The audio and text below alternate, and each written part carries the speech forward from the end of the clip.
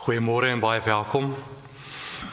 As ons hierdie Kersvogend aansteek, mag dit vir jou 'n herinnering wees dat die Here jou vanoggend hier ontmoet, waar jy ook al in jou lewe is vanoggend. Is baie welkom. Ek wil graag vanoggend vir ons as ons oggendgebed 'n baie ou Psalm saam lees. En jy is baie welkom om jou oë toe te maak en sommer net die woorde te ontvang. En as ons klaar gelees het, gaan ons so 'n paar oomblikke so in die stilte sit. En dan ons nooi mekaar dan uit om jouself toe te laat om hier te kom. Ek is bewus van dat mense gedagtes op 'n klomp ander plekke is, veral die tyd van die week. En voel, jy moet al by Maandag wees en jy het eintlik nie die luksheid om jouself toe te laat om vir 'n paar oomblikke hier te wees nie, maar dis die geskenk wat ons mekaar vanoggend gee, is om die stilte te omarm en jouself die geskenk te gee om hier te wees vanoggend. Ek lees graag volgens vir ons gebed.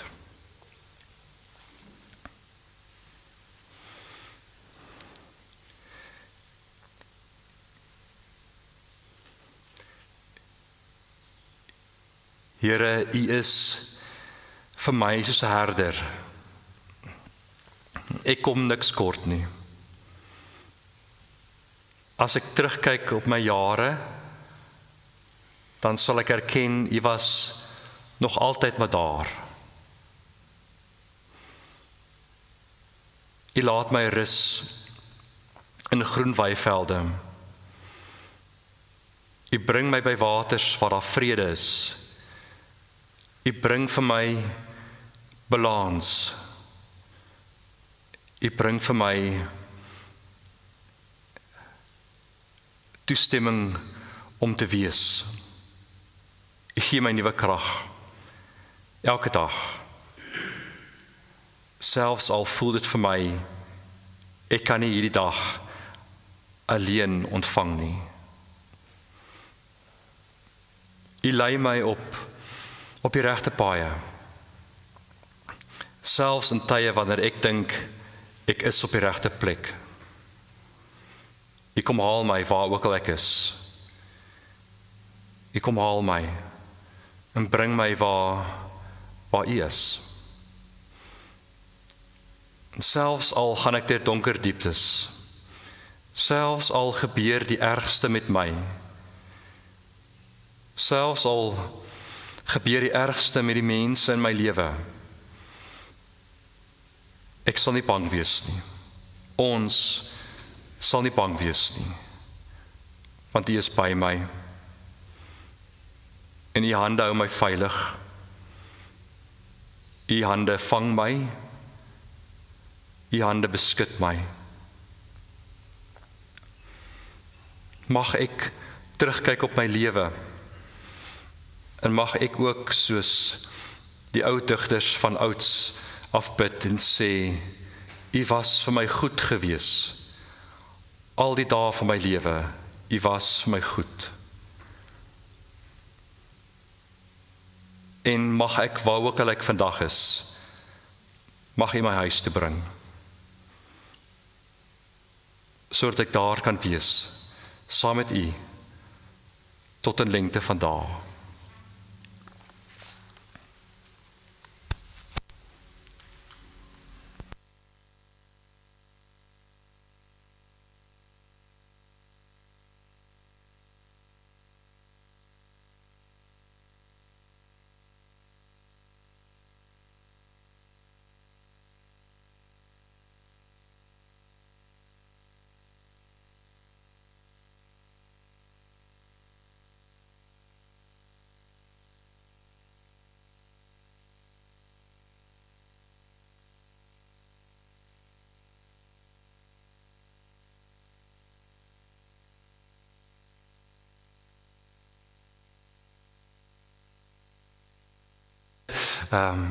Gewonder oor hoe ons nader aan God kan kom. Daar's die beautiful Ek wil nou sê dis 'n skildery, maar dis nie 'n skildery nie. In die Vatikaan is daar hierdie bekende gedeelte wat Michelangelo geverf het, waar God se vinger aan die mens, aan Adam se vinger raak.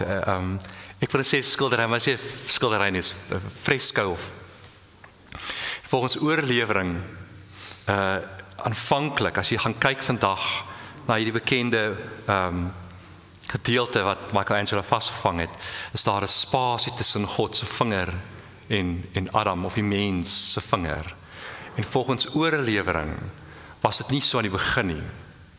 Aan die begin het hulle vingers geraak aan mekaar. En die kerk het gevoel dis 'n bietjie te naby, dit is te direk. Daar moet afstand wees tussen ons en God. En so deur die eeue heen het mense nog altyd die vraag gevra vir onsself: hoe kom ons nader aan God? En dan die ander kant van die gesprek vergeet, of wat ons self moet herinner aan, en dit is dat dis nie soseer ons wat aan God wil raak nie, maar God wat aan ons wil raak. God wat se hand wat strek na ons toe. En daar was 'n groep mense gewees, deel is van ons tradisie, die selfgenoemde woestynvaders en moeders, 'n groep mense wat ons al baie oor gepraat het, wat geglo het dat dit nodig is om na 'n plek te gaan waar jy dit ontdek en ervaar, sodat hulle self afgesonder in die woestyn, dus die woestynvaders en moeders. En dat hulle baie gedink oor stilte en gebed. En in een van die geskrifte wat ons vandag nog kan lees oor wat hulle als neergeskryf het, is hulle ontdekking dat hulle het gedink dit is nodig om in die woestyn te gaan soek na God, 'n plek van stilte waar niemand hulle kan pla nie. En wat hulle ontdek is dat jy hoef eintlik nie ver te gaan soek nie. Jy hoef eintlik nie in die woestyn te gaan soek nie. God is eintlik baie nader as ons dink God is. Maar dat daar maniere is wat ons onsself kan toelaat om in daai stilte in te tree, om ons eie gedagtes en ons eie stemme, die klank in ons kop stiller te maak en meer sensitief te wees vir God se gees wat met ons praat. God wat afbuk en sy hand uitsteek. En een so ou gebedsritueel wat hulle ingeoefen het gereeld. En dit is baie sterk in die Oos-Ortodokse kerk. Ongelukkig in ons tradisie het ons baie van daai rituele verloor. Maar in die Oos-Ortodokse kerk was daar 'n gebed gewees, wat eintlik al van die 5de eeu af ingeoefen word deur gelowiges. En dit is om 'n gebed te herhaal oor en oor, maar kort. En het gesê, jy kan eintlik enige sneetjie, enige psalm, enige woord kan jy herhaal, maar jy die tyd te neem en jouself toe te laat om in die stilte van die Here te gaan sit. En dan te wag op hom. So ek wil graag volgend vir julle uitnooi om dit saam met my te doen. En die gebed wat ons volgend saam bid is Here Jesus, wees my genadig. En hoe ons gaan doen is om dit in 'n gebed vir jouself te herhaal in jou gedagtes. Ek sal dit saam met julle doen, maar dit is 'n gebed wat jy in hierdie week kan gaan inoefen, enige tyd van die dag. As dit vir jou moeilik is om in jouself stil te word, hierdie gebed te bid en dit herhaal 'n paar keer en 'n paar keer. So ek wil vir julle uitnooi om jouself saam met my volgende te doen. Jy is baie welkom om jou oë toe te maak, enigiets wat jy op jou skoot het langs jou neer te sit, en ek wil vir jou vra om altyd jou voete op die grond neer te sit, en dan jou handpalms op jou skoot te sit, so asof dit na boontoe wys.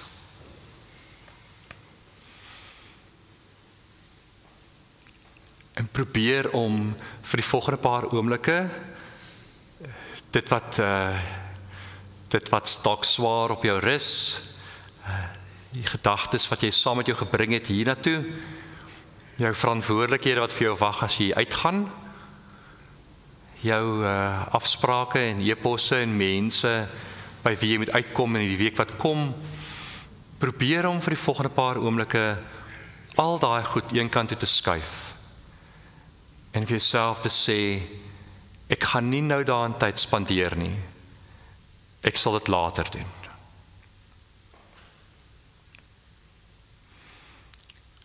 En terwyl ons in die stilte sit, wil ek vir jou vra om diep in te asem en weer uit te asem en hierdie ou gebed te hoor.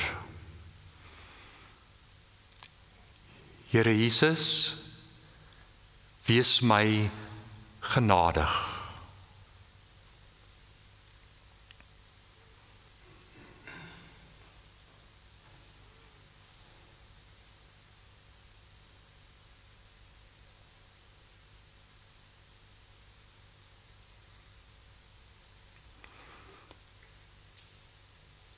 Here Jesus, wees my genadig.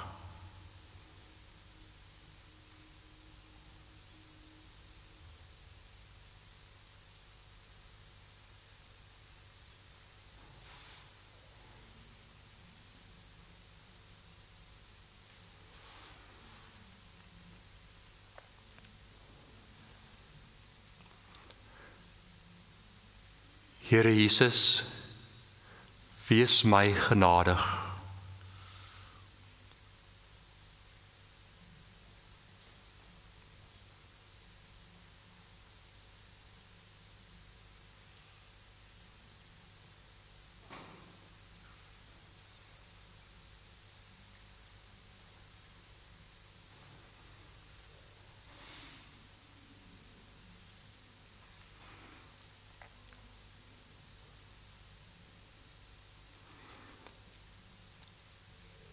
Here Jesus, wees my genadig.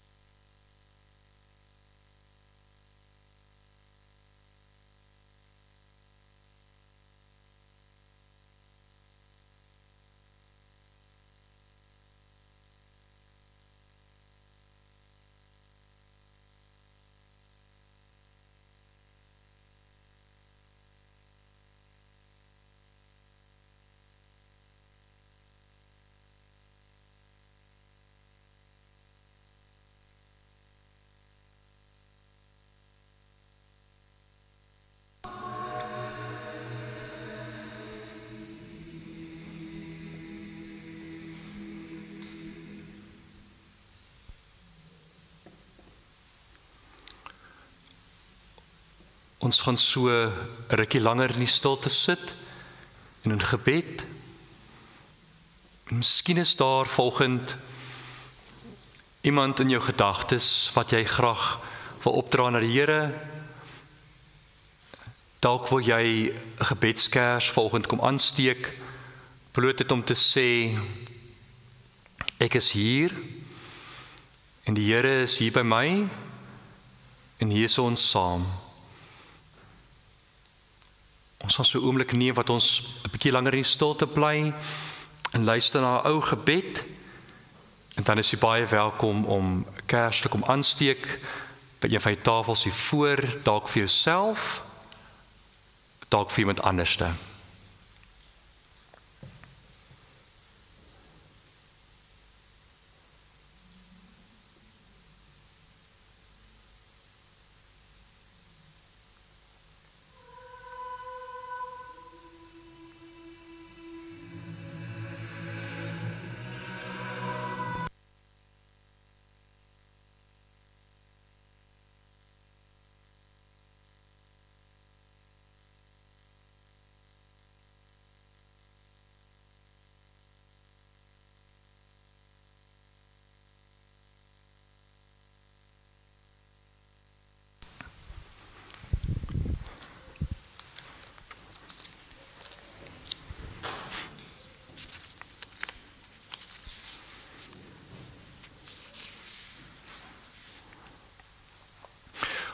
As 'n gemeenskap dink ons die afgelope paar weke baie saam oor wat dit beteken om voortdurend te vernuwe.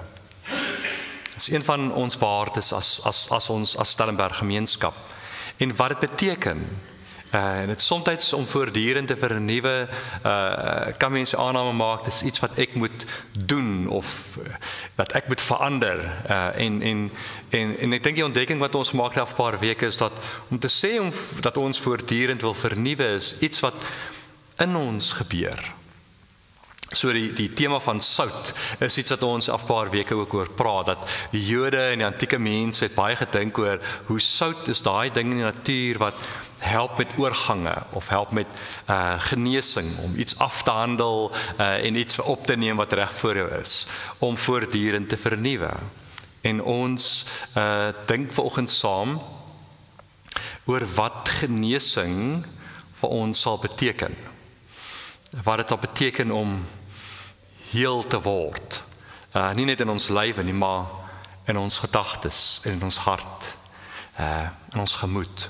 So ons teksvers wat ons volgende saam lees, is uit Matteus 9 van vers 18. En as jy 'n Bybel saamgebring het, is jy welkom saam te lees. Andersins gaan ek dit sommer vir julle voorlees. Ons teks kom uit Matteus 9 van vers 18 af. So Jesus was nog besig om dit vir die mense te sê, toe daar 'n raadslid van die sinagoge voor hom kom kniel en kom sê, my dogter het nou net gesterwe, maar kom lê u hand op haar en sy sal weer lewe. En Jesus het opgestaan en hy en sy disippels het saam met die man gegaan. En 'n vrou wat al 12 jaar lank aan bloedvloeiing gely het nader gekom en van agter af aan die soem van sy klere geraak. En sy het vir haarself gesê, as ek maar net aan sy klere kan raak, dan sal ek gesond word. En Jesus het omgedraai, haar gesien en gesê, wees gerus dogter, jou geloof het jou gered. Van daardie oomblik af was die vrou gesond. En daarna het Jesus by die huis van die raadslid gekom. En toe hy die fluitspelers sien en die klomp mense wat te kere gaan, sê hy, gaan weg, want die dogtertjie is nie dood nie. Sy slaap net. Maar hulle het hom uitgelag. En nadat die mense uitgejaag was, het hy in die huis ingegaan en die dogtertjie se hand gevat en sy is uit die dood opgewek. En berigte hieroor het deur daardie hele omgewing versprei. Ek is bewus van as ons as gelowiges praat oor genesing. Nie net in ons lewe nie, maar ook ons hart, of ons gedagtes, ons gemoed. Dan is daar baie mense wat met hierdie storie kan assosieer. Vir wie dat hulle ook so ervaring gehad het. Dis een kant daarvan die storie. Daar's 'n ander kant ook. Daar's een van die teologiese gedigte ons baie lees in die oggende, Debbie Thomas. Sy skryf hierdie storie oor die ander kant van genesing. En sy vertel die storie oor haar dogtertjie, en toe haar dogtertjie baie jonk was, het haar dogtertjie die metafoor gebruik van 'n muur, as sy oor haar lewe wou beskryf. So sy se vir haar ma gesê, mamma, dit voel vir my asof daar 'n muur voor my is, 'n groot donker muur wat my gevange hou en wat nooit weggaan nie. En Debbie skryf dan oor hoe as 'n ma het dit haar hart gebreek as haar kind beskryf dit is hoe dit voel om sy te wees. En hoe sy op haar manier dan probeer het om hierdie metafoor van 'n muur te probeer verwoord of haar kind te probeer help om dalk anders te dink hieroor. Soos sy se vir haar kind gesê het, kan ek jou nie help om die muur af te breek nie. Kan ek jou nie help om oor die muur te klim nie? Of is daar nie gate in die muur waar jy jou voet kan sit en mamma sal vir jou help om oor te klim nie? Kan ons nie die muur vandag ignoreer nie? Kan ons nie maak asof dit nie daar is nie? En dan sou haar kind na toe draai met 'n bejammering en 'n moegheid in haar oë en vir haar ma sê, mamma, jy weet ek kan nie. Dit is te moeilik. En vandag is haar kind, is Debbie se kind 19. En sy sê die muur lyk vandag anderste. Dit is nog steeds daar. En hierdie muur het baie name.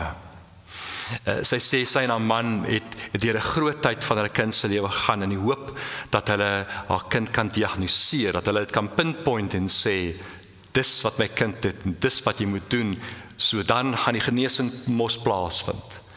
Maar sy sê die muur het 'n klomp name. Asperger syndroom, kliniese depressie, algehele angstigheid, OCD, anorexia en selfmoordneigings. En sy sê vir jare lank was sy het sy ingegaan in die houding van fix.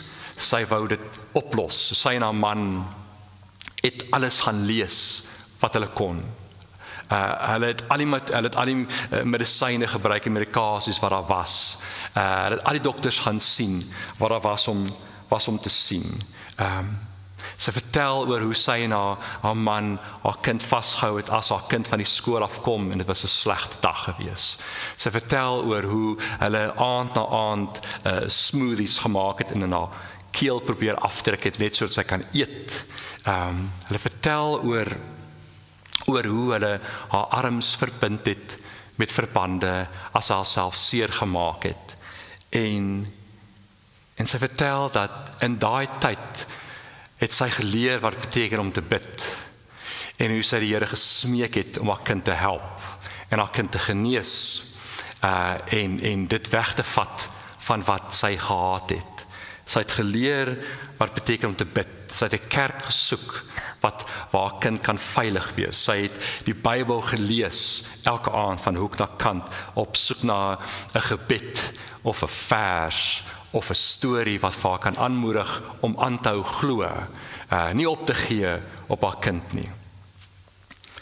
Sy sê dit was op die goeie dae het sy dit gedoen. Op slegte dae was sy kwaad vir die Here. En sy was kwaad en frustreerd dat daar soveel stories in die evangelie is wat uitloop op 'n genesing wat so maklik lyk. Jy moet dit glo, soos hierdie storie. En hoe dit haar frustreer dit en hoe sy gesoek het na stories in die Bybel waar siek mense nie siek geword of nie gesond geword het nie, waar hulle siek gebly het en waar honger mense nie nog steeds honger bly.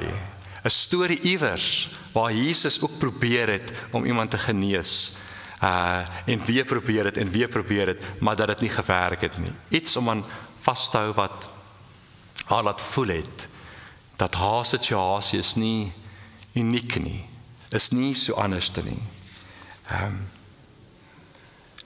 En sy sê dan, sy skryf hieroor en sy sê dat sy het haar hele lewe lank het sy haar dogter dopgehou. En sy het besef dat haar kind gaan deur iets wat sy nie kan sien nie, wat sy oor geen beheer het nie, wat sy nie kan oplos vir haar kind nie. Vir haar kind was syfers en patrone en geraas oorweldigend. Die feit dat die wêreld nie vir haar 'n plek kon gee om te behoort nie. Op haar slegte dae het sy hierdie tipe stories teruggegooi in die Here se gesig en vir hom gevra, hoe moet ek gedeeltes soos hierdie verstaan? Wat moet ek maak met dele wat praat van 'n oorvloedige lewe en vrede wat alle verstand te bowe gaan? En hierdie gedeelte waar jy sê, dogter, jou geloof het jou gered. Wat moet ek doen met sulke gedeeltes? Ek dink baie van ons het ook stories waar ons gebed ook is om heel te word. Dalk nie van 'n siekte nie, maar miskien van ons hart of van ons gemoed. En van ons kan stories vertel om te sê, vir my was dit ook soos hierdie storie van die dogtertjie en van die vrou. Ek het ook so ervaring gehad. Maar baie ander van ons kan stories vertel waar die siekte het nie weggegaan nie. En maak nie saak hoeveel keer jy gebid het nie, dit het nie gekeer dat sy nie meer hier is nie, of dat hy nie meer hier is nie. En wat mens dan maak daarmee? Hoe vereenselwig jy dit met jou geloof? En Debbie Thomas skryf dan hierdie beautiful gedeelte. Sy skryf en sê dat sy het groot geword in 'n geloofsgemeenskap met 'n ryk woordeskat, wat baie praat oor wat beteken om God te vertrou, wat praat oor God as lig en vrede en vreugde, dat sy groot geword het in 'n geloofsgemeenskap wat nastiglik vasgehou het aan hierdie stories met 'n gelukkige einde, stories waar God nooit iets vir jou sal gee wat jy nie kan hanteer nie. En wat sy besef het met haar dogter se kondisie, is dat daar's groot leemtes in haar geloofslewe. Daar's iets wat nie pas nie. Haar dogter se kondisie het haar forceer om verder te kyk as 'n valse aanname van wat geloof kan wees, om die behoefte, die gebed aan God se magic, om dit te laat gaan, en om dan moeilike vrae te vra. Vrae soos, kan ek God vertrou? Kan ek aan God vashou? Dieselfde God wat dalk nie my kind in hierdie lewe sal genees nie. En kan ek laat gaan, skryf sy, kan ek laat gaan van hierdie ongesonde gedagte dat die Here op 'n manier ons swaar kry oor ons pad stuur, sodat dit op 'n manier karakter bou in ons. Kan sy laat gaan van daai gedagte? Sy sê dit wat sy in haar geloofsgemeenskap ervaar, die ding van behoort, of die ervaring van behoort, die ervaring van innerlike vrede, dis nie iets wat haar kind ontvang nie. So wat bly dan oor? Wat bly oor van geloof? En sy skryf dan oor hoe haar kind was ook jong geweest, toe sy klein dogtertjie was sy ook sonnaarskool toe gewees. Haar kind ken al dieselfde liedjies waarmee sy groot geword het. Sy kan al dieselfde teksversies memoriseer en opsê waarmee sy groot geword het as haar ma. En tog sê sy, kom haar kind nooit meer in die kerk nie. En vir haar kind is geloof as nie enige betekenis daar nie. En sy as 'n ma wens dit kon anders wees, maar sy verstaan dit. Sy verstaan hoekom dit so is. En dan skryf sy teen die einde van haar brief, skryf sy en sê, deesdae, aan die begin het sy probeer om die muur vir haar kind af te breek. Sy sê, maar deesdae probeer sy nie meer haar kind se muur afbreek nie. Sy probeer nie meer haar kind help om oor die muur te klim nie, of om te maak asof die muur daar is nie. Haar kind is deesdae volwasse en haar rol in haar kind se lewe verander ook. Maar sy sê wat sy deesdae doen, is sy sit bloot net by die muur. Sy sit daar. En sy is nie bang vir wat sy sien nie. Sy kyk dit in die oë. Sy verdra dit.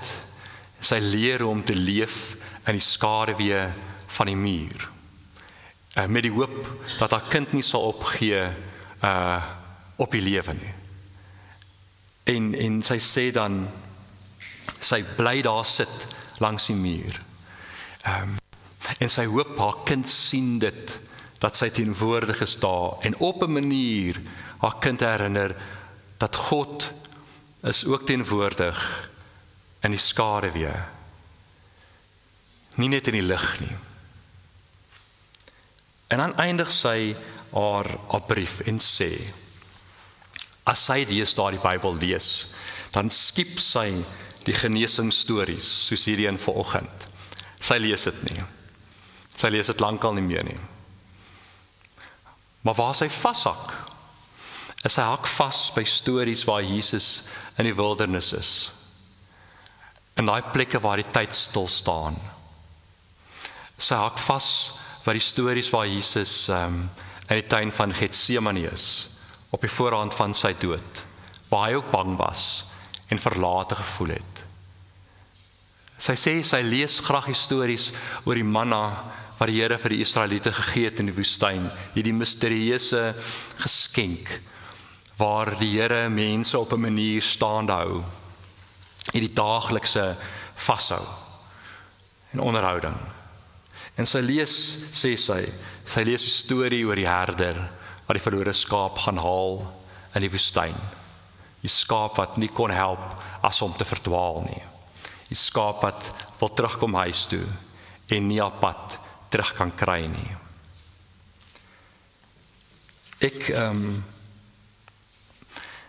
Ek is bewus daarvan dat baie van ons was al op 'n plek in ons lewe waar ons gebed was, Here, maak my heel. Fix my, genees my. Vat hierdie diagnose weg. Vat die siekte uit my lyf uit. Vat die siekte uit haar lyf uit weg. Maak my hart beter. Lig my gemoed. Ek dink ons almal was in 'n plek in ons lewe waar dit ons gebed was. En vir van ons kan stories vertel wat klink soos hierdie klein dogtertjie, wat klink soos Jairus se kind, soos die vrou met bloedvloeiing. Van ons kan sulke stories vertel. Maar soms wat om heel te word 'n lang tyd. Soms gebeur dit nooit. Nie in hierdie lewe nie. En dan die uitdaging. Wat maak ek daarmee? Hoe stap ek saam met dit? Dat my siekte, waar wil dit lê, nie genees word nie. Ek weet nie hoekom Jesus sommige mense genees en ander nie. Ek wil my nie self uitspreek oor dit nie, maar mag ons as ons in so 'n plek in ons lewe is, mag ons soos Debbie die God ontmoet van die skare wees. Die God ontmoet in plekke waar daar veel meer vrae is as antwoorde. Mag ons die God ontmoet van die skare wees. as jy al daar was, dan sê jy vir ons ook stories gaan vertel, dat die God wat jy ontmoet daar, vir die muur, wat ook al dit mag vir jou mag wees, is 'n God wat jy nie op 'n ander plek ervaar nie. Is 'n ander God. Is 'n God wat op 'n misterieuse, onverklaarbare manier diep betrokke is en deel is van dit wat jy voel, van dit wat nie opgelos word nie, van die antwoorde wat jy soek. En mag ons dan die troos ervaar en ontvang, dat ons daai God ontmoet, die God wat is daar in ons pyn. Saam met ons in die wagkamer, in die tussenintyd van nog nie, van nog nie klaar nie. As ons volgend hierdie tekens van die lewe ontvang van wyn en van brood, en jy proe dit, mag jy jouself herinner aan Jesus se woorde aan sy disippels, om te sê, ek gaan oral in jou lewe saam met jou wees. Ek gaan jou nooit los nie. Selfs al voel dit asof jy vir 'n ewigheid langs die muur sit in die skaduwee. Selfs al voel dit vir jou dat jou hele lewe spandeer jy in die wagkamers op soek na 'n goeie uitslag. As dit vir jou moeilik is om die Here dan te sien en te ervaar, mag jy dan, soos hy vir hulle gesê het, die oomblikke van liefde en die oomblikke van deernis, mag jy dit koester. Want dis in daai klein oomblikke van liefde en deernis, te midde van die onsekerheid. Dis daar waar die Here die naaste aan ons is. Ons gaan so 'n paar oomblikke so in die stilte sit. Miskien wil jy oë toemaak en sommer net bewus raak van wat jy gehoor het. En as jy vanoggend hierdie tekens van die lewe wil ontvang, dan is jy baie welkom vorentoe te kom en op een van die tafels te gebruik.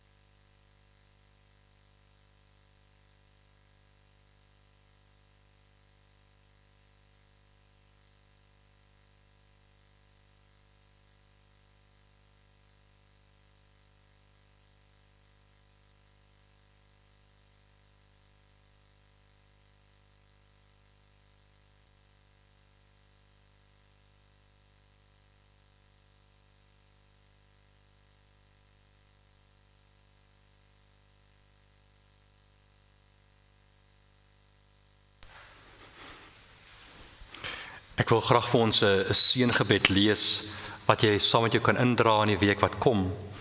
Dit is 'n gebed wat Jan Richardson geskryf het, wat sy noem The Healing That Comes. I know how long you have been waiting for your story to take a different turn. How far you have gone in search of what will mend you and make you whole. But I bear no remedy, no cure, no miracle for the easing of your pain. But I know the medicine that lives in a story that has been broken open. I know the healing that comes in ceasing to hide ourselves away with fingers clutched around the fragments we think are none but ours. See how they fit together, these shards we have been carrying around, and how in their meeting they make a way we could not find alone.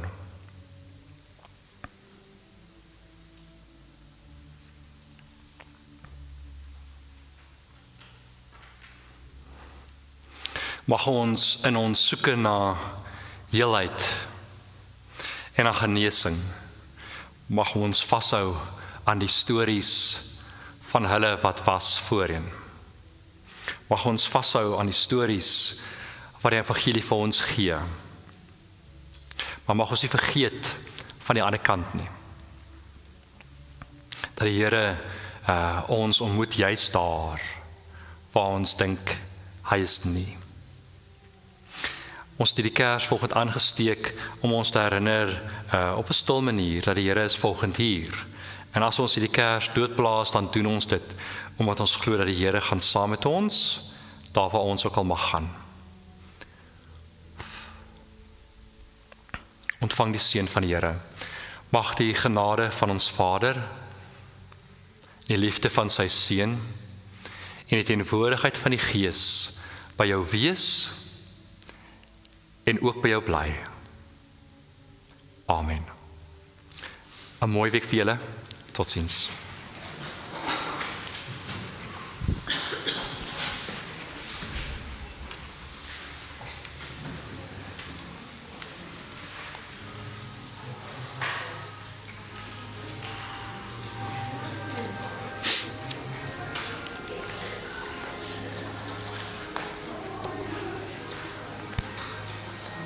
Hi, hoe gaan het? Laat je zo je met